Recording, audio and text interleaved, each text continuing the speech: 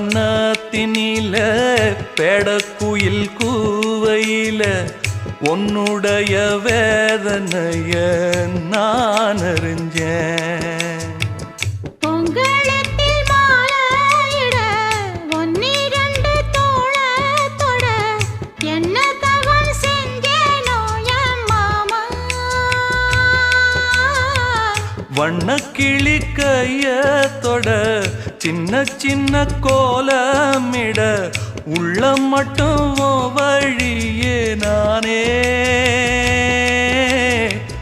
உள்ளம் மட்டும் வழியே நான்.